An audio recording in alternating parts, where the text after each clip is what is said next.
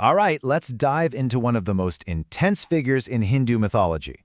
We're talking about a warrior sage whose story isn't just something from ancient history. No, this is a legend that's supposedly still playing out, right now as we speak. So, did you know an immortal warrior from Hindu legend is believed to be alive today? Well, that's the whole hook of our story. This isn't just a character trapped in old books. Parashurama is what's known as a Chiranjeevi, one of the 7 immortals. And yeah, the belief is that he's alive today, meditating somewhere. So you gotta ask, right? What is an immortal warrior just waiting for? The answer to that is really the heart of his entire powerful legend.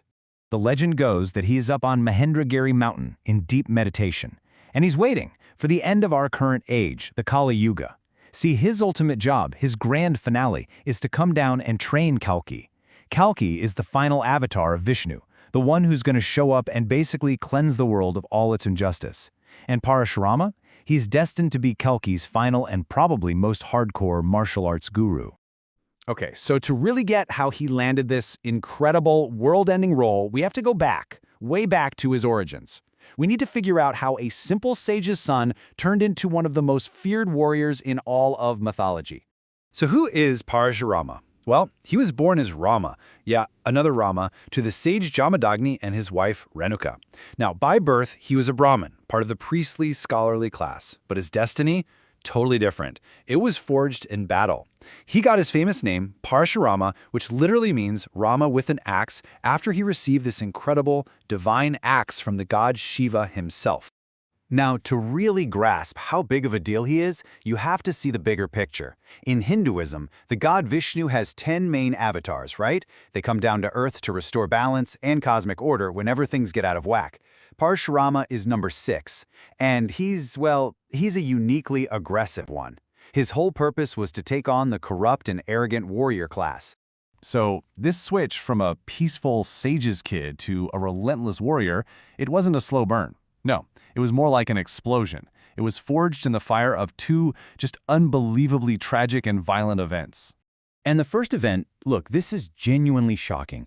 His father, Jamadagni, completely loses it with his wife Renuka because she had a single fleeting impure thought. In a fit of absolute rage, he commands his sons to do something just unthinkable. He tells them, execute your mother. So you can imagine his brothers are like, no way! They all refuse this horrific order. But Parashurama? In this insane display of absolute, unquestioning loyalty to his father, he picks up his axe and he does it. His father, Jamadagni, is actually pleased with his obedience. Bizarre, I know. So he offers Parashurama any wish, any boon he wants. And what does Parashurama ask for? His first and only request is, bring my mother back to life. He wants her back, totally healed with zero memory of what just happened. And his wish is granted. So this moment, it shows his fierce, almost terrifying loyalty. But trust me, this is just the warm-up for the real storm. Okay, so the second event is what really seals his fate. A super arrogant king, Kartivya Arjuna, visits their home and spots Kamadhenu, this divine wish-granting cow. The king wants it, Jamadagni says no. So the king just murders him. Parashurama comes home, finds his father dead, and his grief just curdles into this unbelievable, world-shattering rage. And that act of violence? It wasn't just about personal revenge. Oh no. It ignited a full-blown war against an entire class of corrupt rulers. Completely fueled by this rage, Parashurama makes a vow. He's going to wipe the world clean of the entire corrupt Kshatriya class, the warrior kings. And he doesn't just fight one battle. He wages 21 brutal, sweeping campaigns across the land. We're talking generations of unjust rulers just eradicated. So after all that bloodshed is over, he knows he has to atone. He performs this huge penance, gives away every bit of land he conquered, but now he needs a place to live, right? So he throws his axe into the sea, and the ocean literally pulls back, creating brand new land for him. And that land? It's known today as Kerala in India. But the story doesn't end with rage and creation myths. Not at all. Remember, he's immortal, so his influence just keeps going, echoing through other great epics, where he pops up again and again as this incredible, formidable teacher to some of the greatest heroes of all time.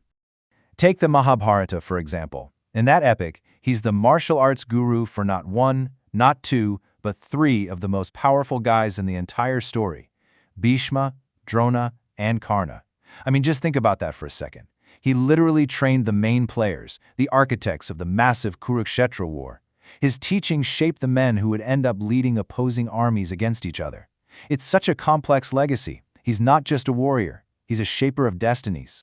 This is what makes his lifespan so wild and so important. First, he's born as the sixth avatar. Then he shows up in the Ramayana to challenge Rama, who is the next avatar, before realizing who he is. Then, way later, he's in the Mahabharata as this legendary teacher. And now the belief is he's still here, waiting for the final chapter. So what do we make of all this? What's the final lesson from this incredibly complex guy? I mean, he's a sage who kills, a priest who wages war. What are we supposed to take away from a contradiction like that? His whole character is about this powerful duality, and is perfectly captured in two Sanskrit words that sound almost identical. The first is Shastra. That means divine knowledge, the holy scriptures. The second is Shastra. That means weapons. Parashurama is the perfect and honestly terrifying combination of both. He's got the wisdom of a sage and the devastating power of a warrior, all rolled into one. And that brings us to his ultimate point, his core message. It's this: knowledge and peace are the ideal, right? They're paramount. But when righteousness or dharma is under attack by pure, brutal arrogance, sometimes a forceful, even violent response is the only way to bring back balance.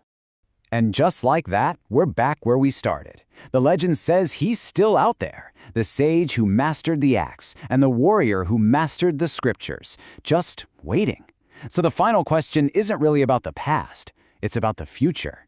What does it mean for us that a figure of such righteous fury is immortal, just biding his time, waiting to deliver one last world-changing lesson?